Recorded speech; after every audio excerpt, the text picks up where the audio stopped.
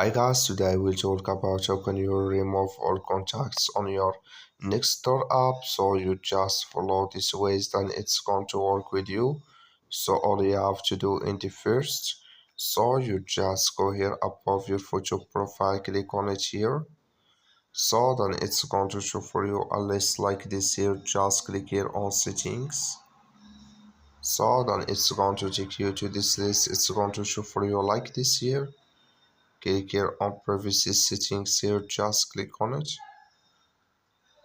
Then it's going to take you to this list here. So just waiting to open with you. So then here it's going to show for you like this. You just scrolling down here until you will find here remove all contacts. Just click on it. You click here on delete here, then it's going to delete with you here. That's all. Thank you for watching. Don't forget to support us by liking and subscribe.